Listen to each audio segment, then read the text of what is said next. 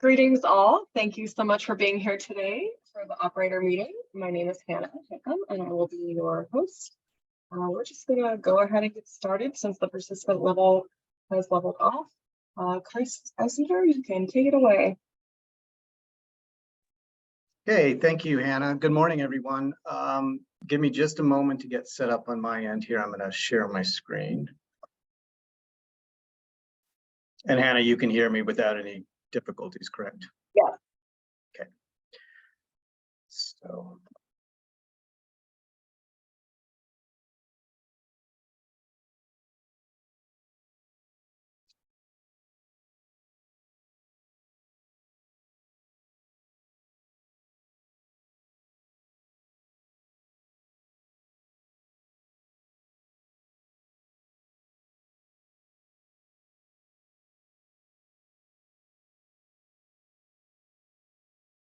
Okay, hopefully you can see my slides. Great. So, good morning again. I'm happy to finally announce that we have a Form 3A available, or will be today later. And I am going to talk to you about it. So the Form 3A is part of the financial assurance electronic forms. There are a number of these forms. The one you are, of course, most familiar with is the Form 3, in which you establish your financial assurance plan. The 3A is where you will provide the actual financial assurance. So if this was analogous to like an online shopping experience at Amazon, the Form 3 would be where you were purchasing the items or putting them in your cart. And the Form 3A is essentially the checkout portion, where you'll be able to provide the payment using credits, your existing sureties, as well as providing new financial instruments. In the future, we will have a Form 3C, which is the tool you will use to request release of your financial assurance once criteria are met according to the rules. There are some other related forms with financial assurance that you are probably already familiar with. The Form 1C for consolidating your related operators, Form 3B for providing information about wells with federal financial assurance, the Form 6A and B for out-of-service designation. And then additionally, in the future, there will be a Form 3D, which is a tool that COGCC will use as part of the review process for financial assurance plans. But I'm going to talk today about the Form 3A. And this form is, like the Form 3, is data-driven. It's using information that the operators provided to us via their most recent approved Form 3. And it also will look at any previous financial assurance instruments that are held by COGCC and recorded in the COGIS database. This 3A is allowing operators to allocate their active existing financial assurance as well as provide new instruments. To start with, is only going to be visible to operators with an approved Form 3, and you will find it in the new eForms platform. Once you click on Start a New Form and expand that, you should see it listed like in the image below there. And like I said, that may already be there right now, or it will be showing up later today. The guidance for this is already on the website. If you go to our regulation and forms page, you will see a 3A thing, and you can find this exact presentation there already for you to look at. So that's there. And of course, there's a link to the actual eForms platform to access the Form 3A. Once you do start a new form, you will see that there are 4 sections or tabs horizontally across sort of the top of the form. These would be the Contact tab, the Financial Assurance tab, Allocation Summary, and then a Signature and Certification page. What I'm going to do now is walk through each one of these sections. So we will just get started. The Contact tab or section is pretty straightforward. It is pre-populated with the operator number and company information. You will need to provide additional contact information for the submitter. And then at the bottom, you will see a summary of your financial assurance status. And this is taken directly from the Form 3. So the option that's shown, the total financial assurance required amount that's calculated there is directly from the Form 3. If you see discrepancies at any point and when you're working with the Form 3, and I'm going to say this a lot, you should contact our staff to get those discrepancies taken care of before you actually submit the Form 3A. So the second section is really the meat of the Form 3A, and this is the financial assurance section. You will notice that there on the left-hand side, there will be several subsections. The first one is just a list of your instruments, which I'll talk about here in a second. The others are the different sections, financial assurance sections for Rule 702, which is where you provide plugging and abandonment financial assurance. Rule 703 for non-well facilities, and then Rule 704 for surface owner protection bonds. The instrument list that you see when you are on this page will show you a simple, basically the type, coverage, FA type, and amount for all of these wells. And it will include all the sureties that have been linked to the operator in the COGCC database. And our database, while fairly complete, there are some quality completeness issues with it. And so it is possible you will not see one of your instruments listed here. And again, if that's the case, you will need to reach out to us to see about getting that resolved. When it comes to allocating your existing instruments, they will be limited to the same FA type, financial assurance type. And if the required type is individual, both the financial assurance type and the coverage type need to match in order to allocate it. And the system, the form, will do that for you in terms of determining whether it's applicable. Again, I've already said this, if there's any issues with completeness or accuracy, please reach out to us. So going down on the left side vertical, you getting to Rule 702, the first one, you will see a summary of your total financial assurance required for this rule. Again, this is plugging and abandonment cost.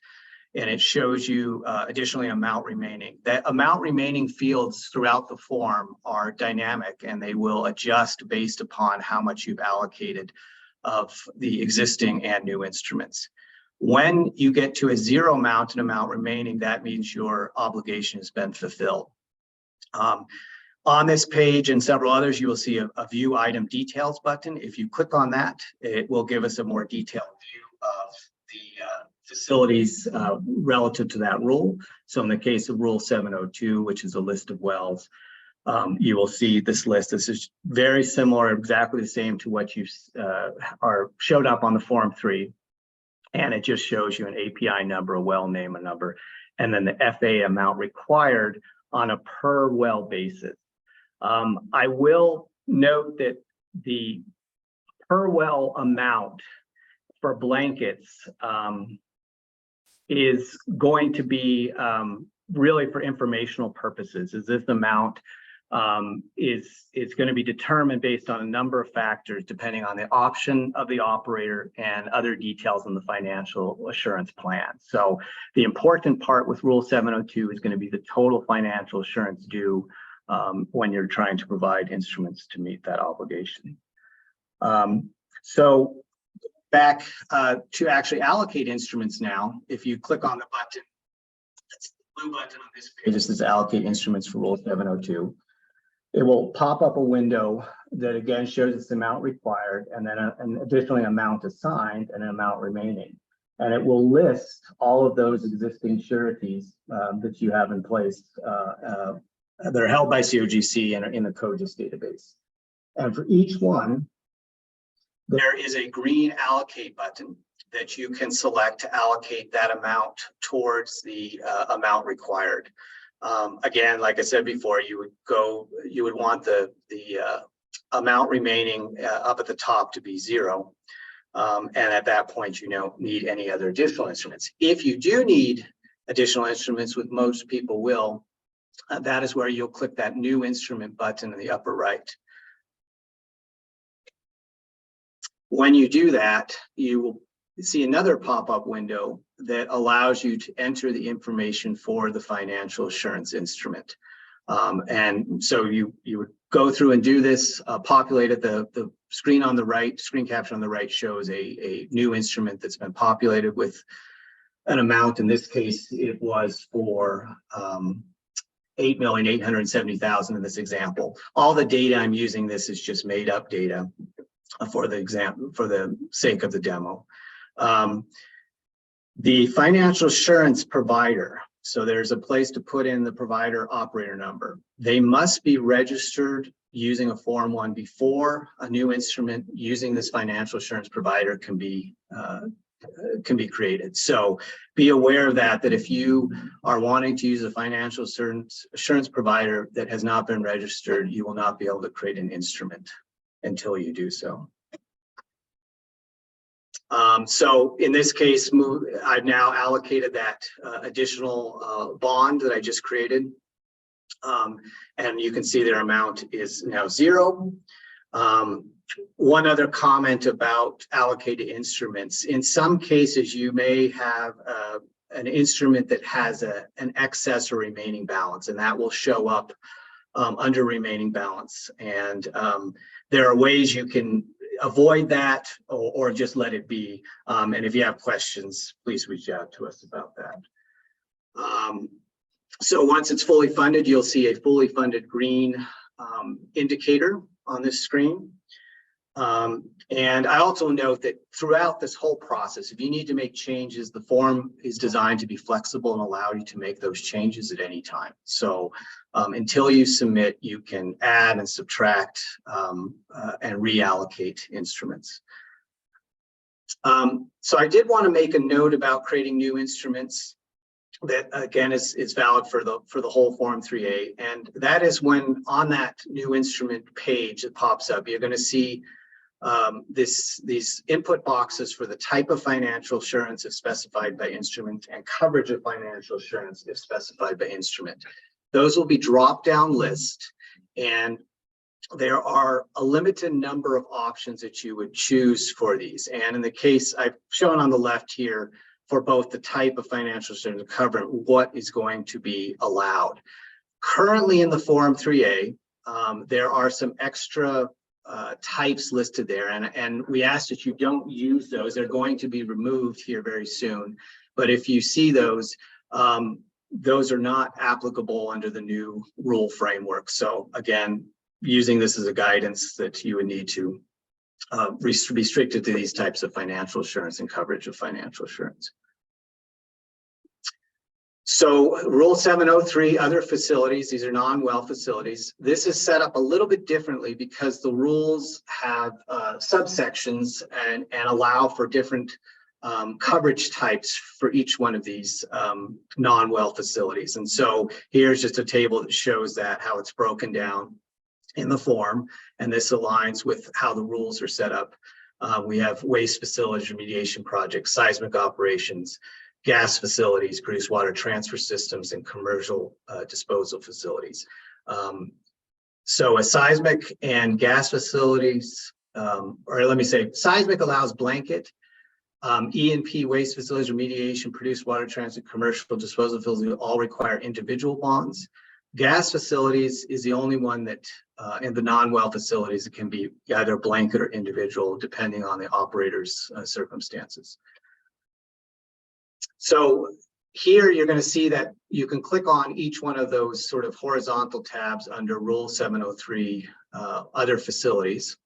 And as you scroll through, you're going to see a very similar screen to what we saw at 702, where it's going to list out all of the facilities, individual facilities that you would need to allocate a instrument to. These facilities, again, are pre-populated from the Form 3 in the COGCC database. Each one of these facilities has to be allocated one at a time, and so it's a one-to-one relationship. The pop-up window will only show the instruments where the financial assurance, existing financial assurance instrument is applicable to that. At present, and we made changes, the user must select the appropriate existing active instruments. And the way I found to do it with the information we have is to match. You can look at amounts of the instrument versus the amount required for that particular facility. You can also go into our website and you can look at the sureties we have, the surety information, and use a facility ID to see what surety is covering it. So you can actually use the name if you want to insure it. But generally, the amount required will match up and you can just use that. If you have questions about missing facilities or mismatched active instruments, please contact us. So here's an example of that when I've funded all of them. So I've allocated existing bonds for each one of those, and you'll see that green mark there. There is a button currently on this page that says fund all with. This should not be used. This was designed for a blanket type bond as opposed to individual. So, you know, please avoid trying to use that because it will not be applicable to individual bonds. And there's also a button here for clearing the funding should you want to just start over again. That's an easy way to do it. So another example in the Rule 703 other facilities is looking at gas facilities. And like I said, this is one for which there is allowed an individual or blanket bond. The Form 3A will automatically determine if a blanket coverage should be applied, and that's based upon the Form 3 and information we have in the database. If that happens, the user cannot select an individual coverage because there wouldn't be any reason to, as the financial assurance obligation would be much greater with the separate individual coverages. If the Form 3A determines that the selecting an individual coverage has a lower total financial assurance obligation, the 3A will select this, and you can move forward with allocating individual bonds for your gas facilities. However, you could also select the blanket. Let's say you're very close to that 100,000 blanket, and you have expectations of adding new gas facilities at some point soon. You might just want to choose a blanket, and that's an option here. And finally, if you do have, are required to have a blanket and you have individual gas facility bonds already, those can be applied towards the blanket amount. So the last portion of this is Rule 704, Surface Owner Protection Bonds. Again, based on the information in our database and from the Form 3. And it will determine whether a blanket or individual surface owner protection bond or bonds is going to make the most sense. Any operator who meets criteria for exemption that hasn't already should resolve the surface owner protection on issues before submitting the Form 3. In fact, if you've already submitted a Form 3 and it's been approved, you may need to go back, resolve your surface owner protection bond situation, and then have look at refiling a new Form 3 to get that resolved. But again, reach out to us if you have questions about that. Here's an example of the surface owner protection bond section being resolved. And again, you see the blanket funded in this case here in green. So once you've done that, we've now met the financial assurance obligation as it shows up on the Form 3A. The rules for providing financial assurance say that you have 90 days to provide the Form 3A and any new instruments after the Form 3 approval. And the staff will not be able to review the Form 3A if we don't have those new instruments. At this point, and I'll mention this in a second again, but we are just, you will mail your any new instruments in like you always have. With those instruments on this summary, allocation summary page, you will see a list, and there's a button there for printing new instruments, and we ask that you use that print new instruments button. It will create a PDF that you can then include with any instruments you are mailing in. And this will help us in processing, and it may help you to keep track of any new instruments you've created and that do need to be mailed in. There is typically operators have used an old Form 3 performance bond, and we have just updated that to reflect the new financial assurance rules, and that will be posted here very soon. So you'll be able to use that to act as your bond should you need to. And if you have any questions about mailing or who or where to mail it to, you can reach out to the financial assurance staff. The last page of this is for signature and certification. You'll need to provide your name, title, email, phone, and signature. There is a box for comments. So if you have useful or relevant comments, please include them there. And then finally, and I put this in bold because this has been an issue on the Form 3, and it's the same with the Form 3A. You must select that review form button or text in blue there, and it's going to open up a little pop-up window with all the information in the form before you will be able to submit. So we've had several people who didn't realize that needed to happen before you can actually submit. So I have a few other additional comments about the Form 3A. And the first one is that for option 3 and option 4 financial assurance plans, the rules 702D3C and 702D4C, they indicate that annual contribution will provide in addition to financial assurance already held by COGCC. So this means that any of those operators, you will see that the 3A is going to show a financial assurance required amount that is higher than what is on the approved Form 3. And additionally, the director will have pre-allocated your existing instruments with the expectation that you will be providing new instruments to meet that annual contribution that is part of option 3 or option 4.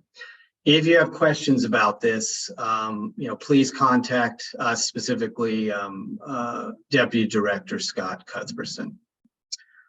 Regarding digital sureties, at this point, COGCC is only accepting paper instruments.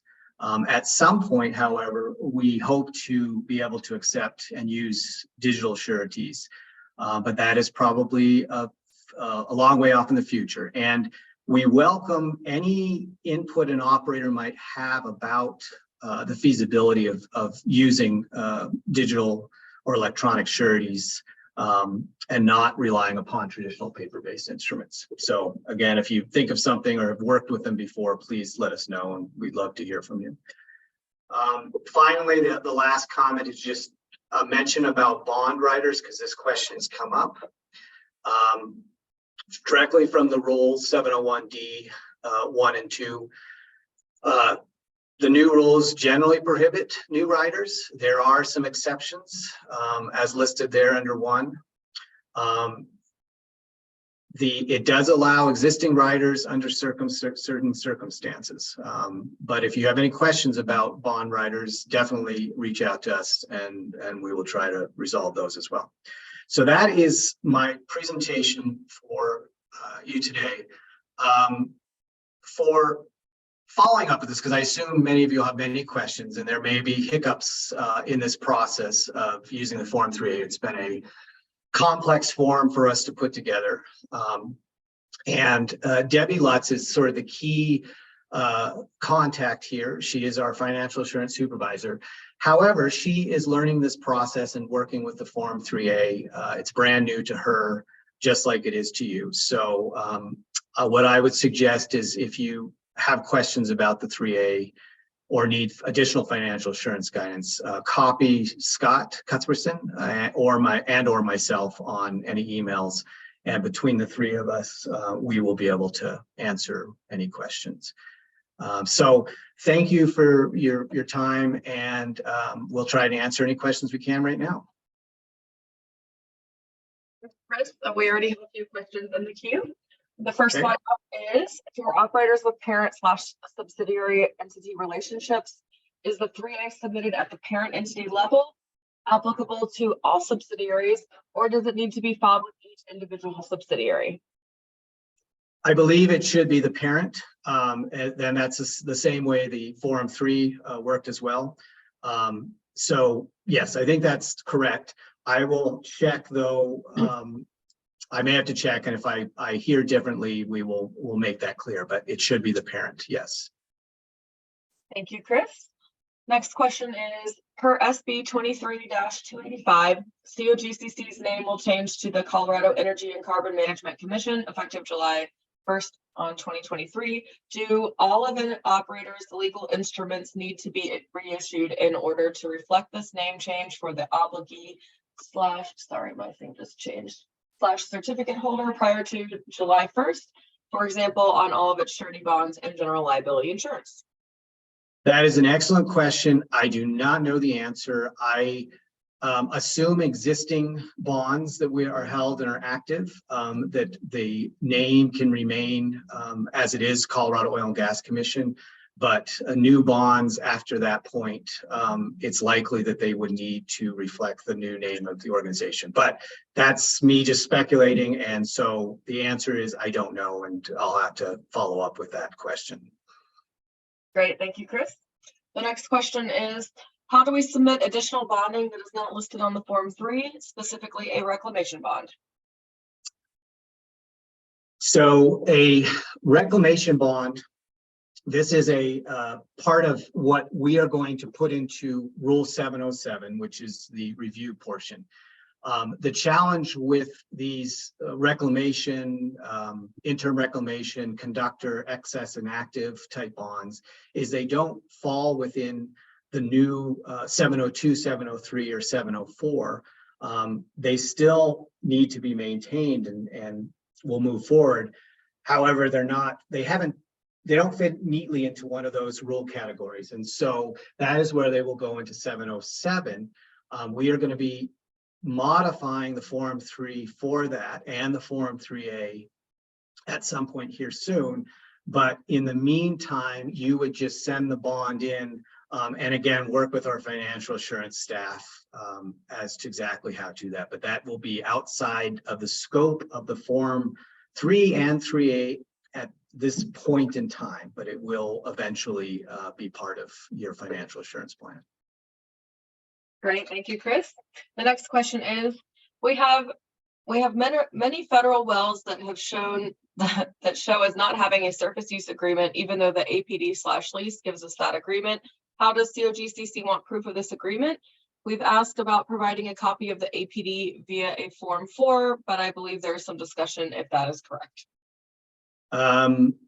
Again, this is outside my area, but my understanding is that the working with permitting and the Form 4 is typically the way we're resolving surface use agreements. I don't know with this situation with federal wells what the most effective or efficient resolution will be, but I guess we'll have to bring that up with our permitting group, or have you bring it up with our permitting group to resolve that.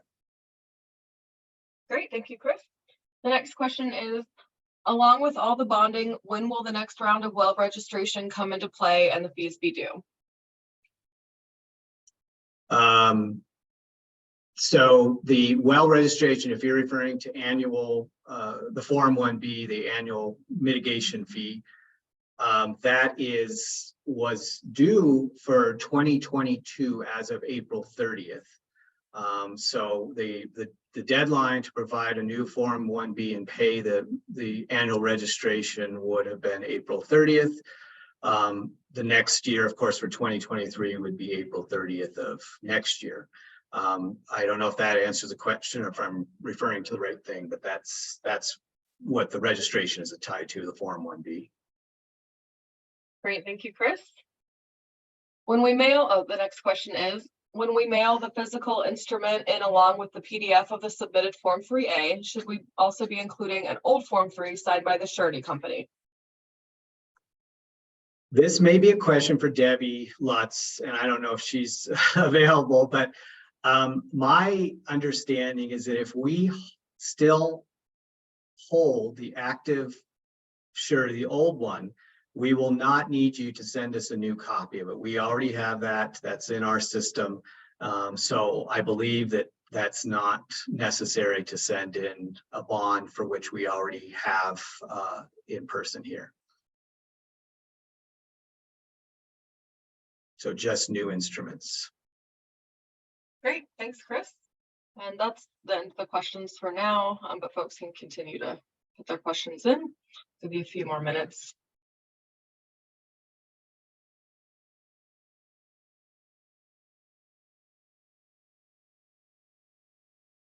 And again, just will comment that for those, at this point, there are roughly 60 operators for which there are approved Form 3s. And as you work through this and start working with it, if you do notice bugs or issues, you can let me know.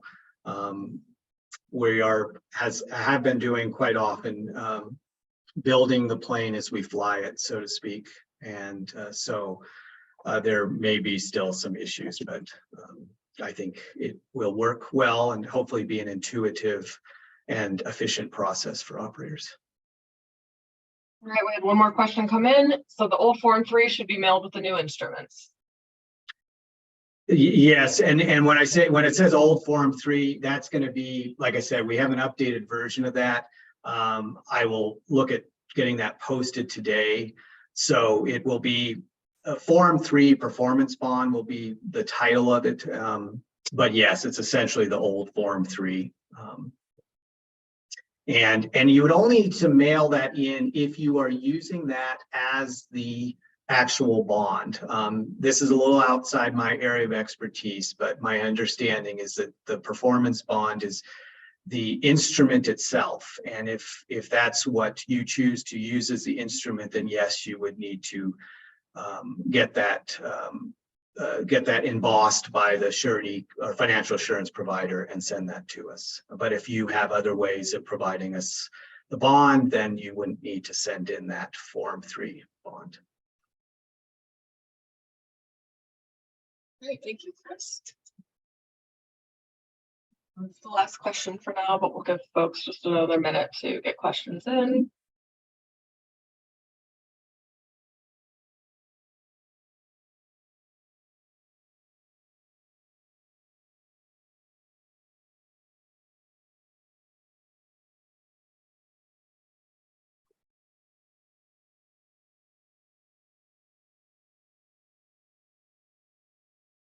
And oh, one other thing I forgot is that Debbie Lutz, who is our financial assurance supervisor, she is maybe unavailable for a good part of the last week in May, so next week through the beginning of June.